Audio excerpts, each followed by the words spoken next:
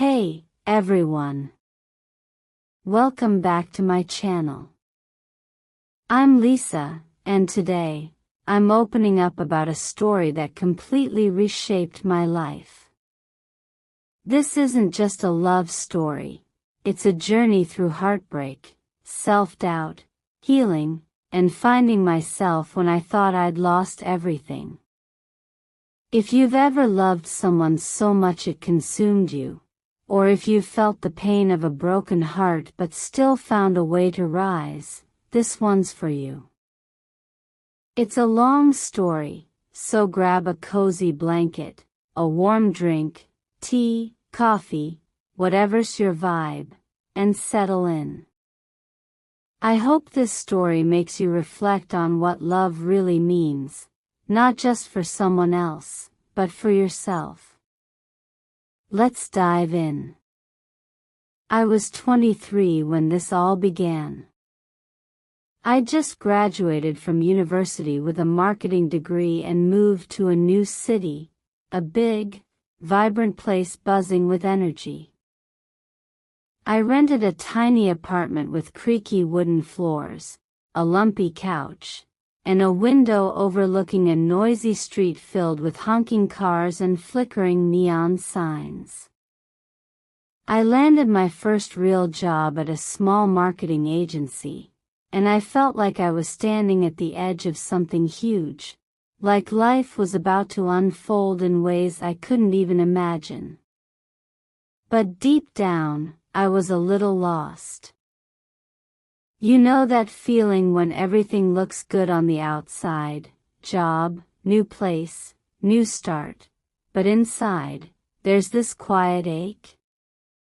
Like your life is a puzzle, and you're missing one crucial piece, but you don't even know what it looks like. I was searching for that piece in everything, new friendships, late-night walks through the city, even the novels I'd read curled up on my couch. But it always felt just out of reach. Let me take you back to where it all started. It was a chilly Friday evening in October, and my friend Katia was on a mission to get me out of my apartment. I'd had a brutal week at work, endless deadlines, a client who kept changing their mind, and a boss who seemed to think I could read minds. All I wanted was to stay home, order pizza, and binge some mindless TV. But Katia wasn't having it.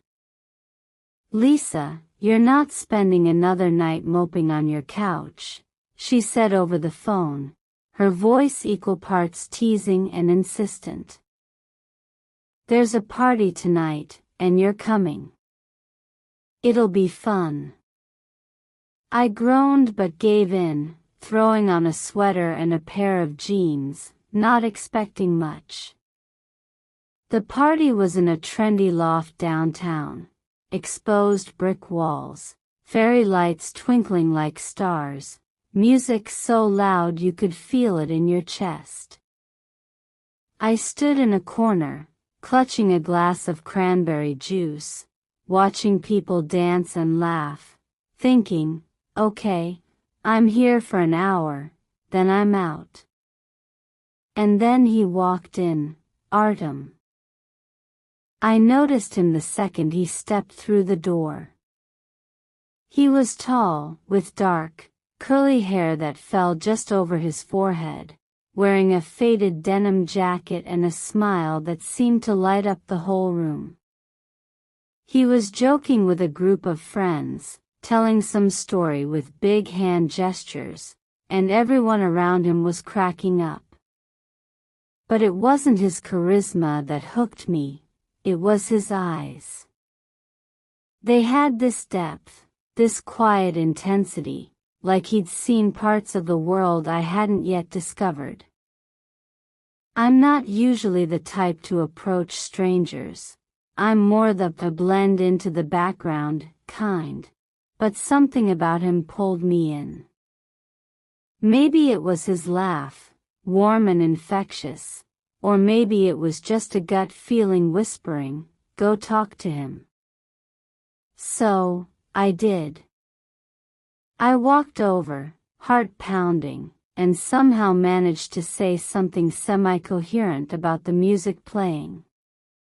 He grinned, and just like that, we were talking. Artem was a freelance designer, passionate about art and travel, with this wild dream of opening a cafe by the ocean someday, a cozy spot where people could sip coffee and watch the waves crash. He told me about the time he camped in the mountains, sleeping under a sky full of stars, and how it made him feel both tiny and infinite.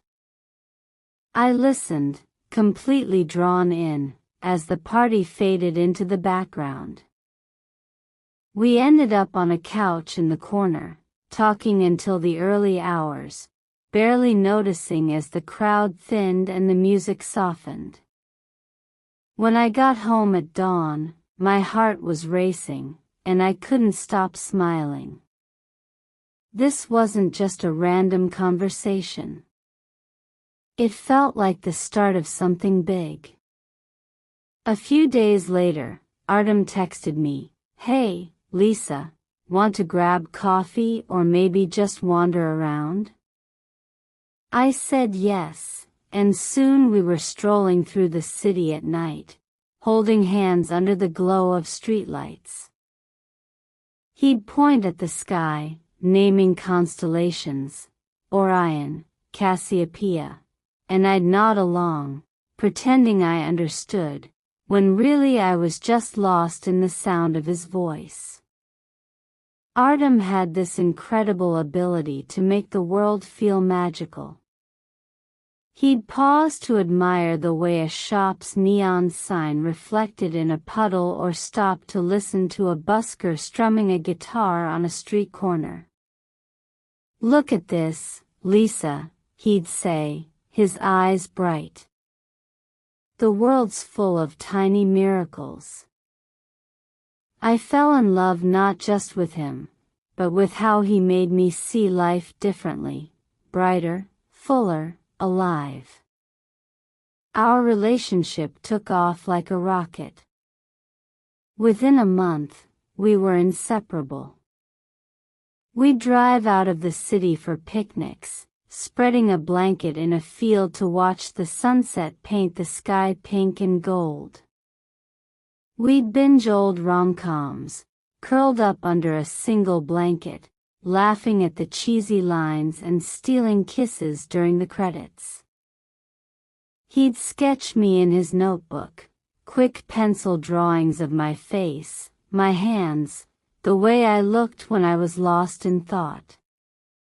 I'd tease him, saying I looked way prettier in his art than in real life. "You're already beautiful, Lisa," he'd say, his voice soft but certain. "You just don't see it yet." Those words made my heart swell. For the first time in forever, I felt like I was enough, like I was truly seen. We had our little traditions, too. Every Sunday, we'd go to this quirky cafe downtown, the kind with mismatched chairs, chipped mugs, and the best cinnamon rolls you've ever tasted. We'd sit by the window, sipping coffee, watching people rush by outside, and talk about everything. Our dreams.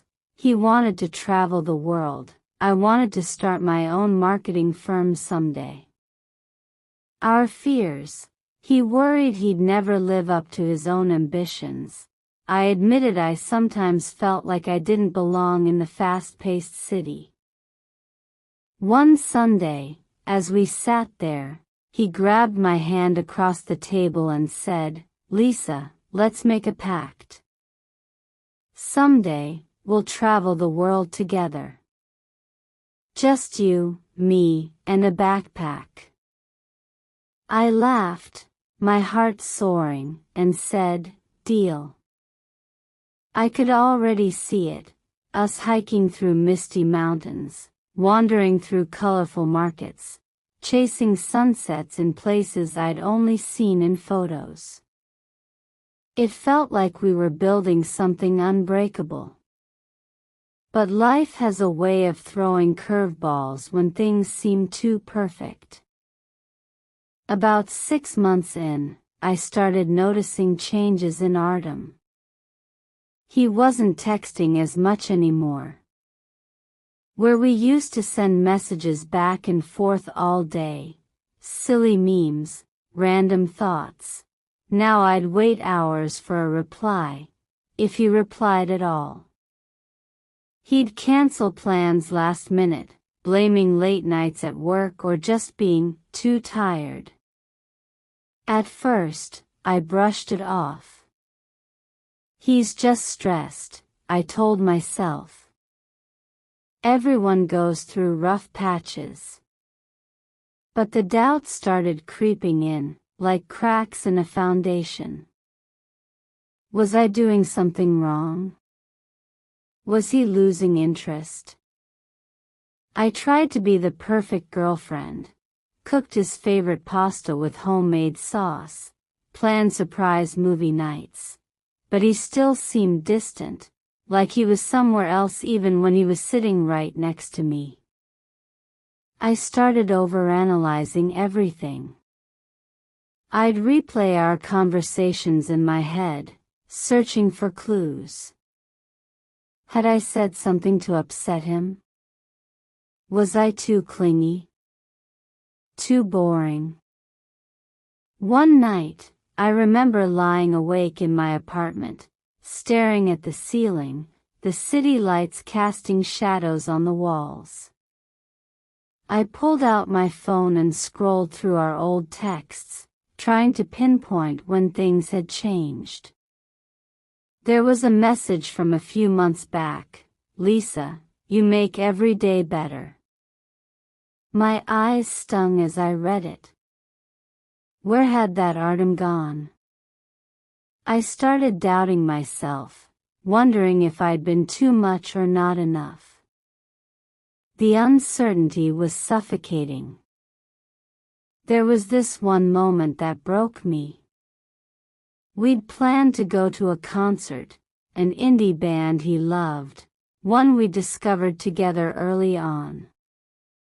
I'd been excited all week, picking out an outfit, imagining us dancing in the crowd. But an hour before we were supposed to meet, he texted, "Sorry, Lisa, I'm swamped with a project. Can we skip tonight?" I stared at my phone, disappointment crashing over me like a wave.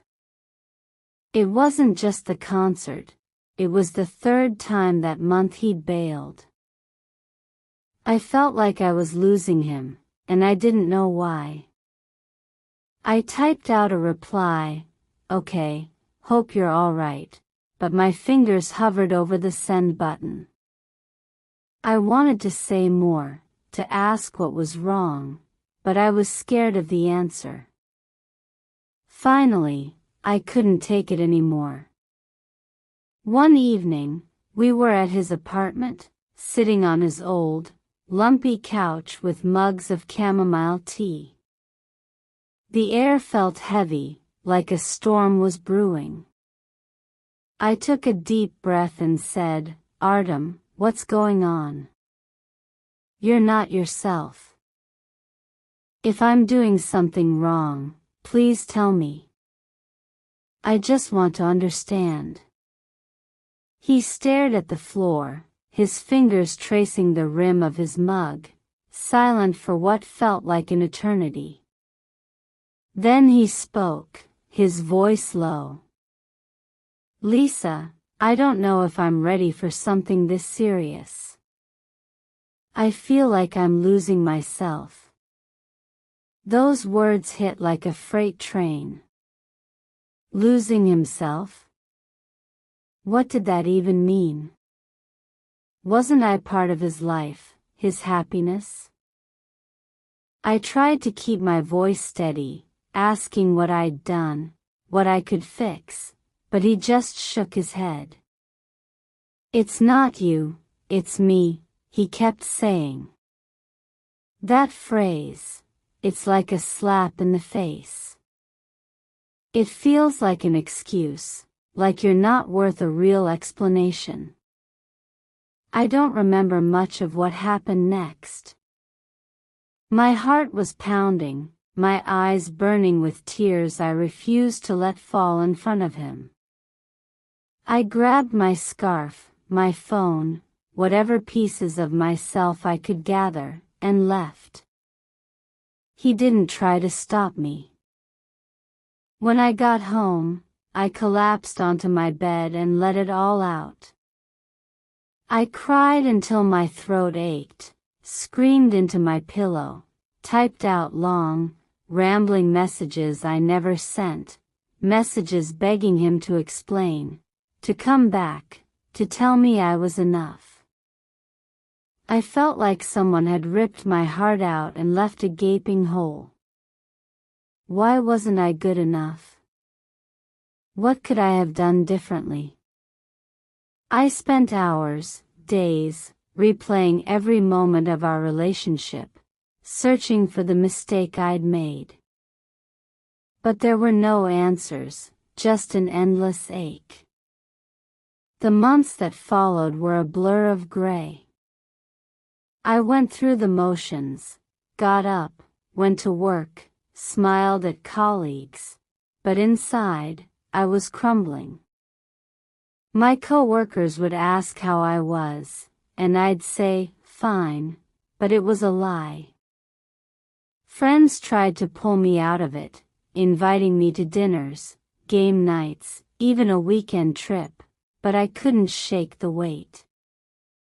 Every time I saw Artem's name pop up on social media or heard a song we used to listen to, like that one indie track we'd play on repeat during our drives, my heart would clench. I started blaming myself. Was I too needy? Did I ask for too much? Did I love him too intensely? The questions looped in my head like a broken record, and I didn't know how to make them stop. One moment stands out in those dark months. I was walking home from work, the city alive with lights and chatter, but I felt like I was moving through a fog. I passed a street vendor selling flowers, and it reminded me of the time Artem bought me a single sunflower, just because. The memory hit so hard I had to stop, lean against a lamppost, and catch my breath. I realized I was grieving not just him, but the version of myself I'd been with him, the hopeful, carefree Lisa who believed in forever. I didn't know how to get her back. About 4 months after the breakup, I hit a turning point.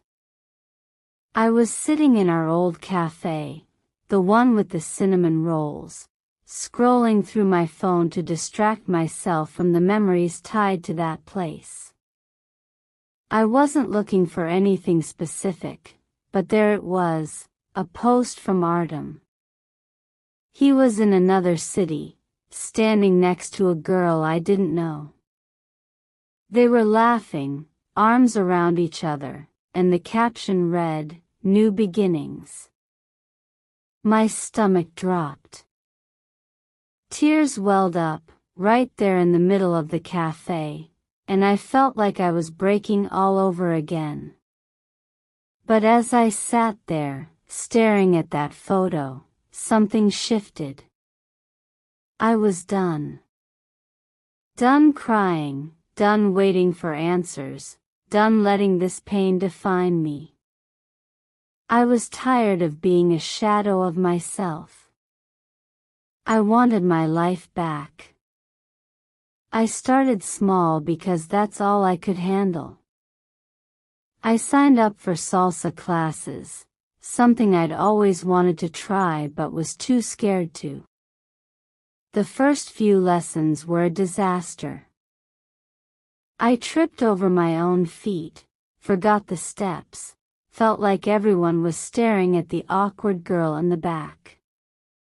But every time I nailed a move, even a simple one, I felt a spark of pride. I was doing this for me, not for anyone else. I bought a ticket to a concert of a band I loved in high school and danced in the crowd, not caring who was watching. For the first time in months, I felt lighter, like a weight was lifting. I started saying yes to things I'd always put off. One weekend, I joined a hiking group with some coworkers. We trekked through a forest, the air crisp, the leaves crunching under our boots. At the top of the trail, we watched the sunset, the sky blazing orange and pink, and I felt this quiet peace I hadn't felt in ages. I started calling my family more, especially my little sister, Emma, who'd always been my biggest cheerleader. We'd talk for hours, and she'd say things like, "Lisa, you're so much stronger than you think."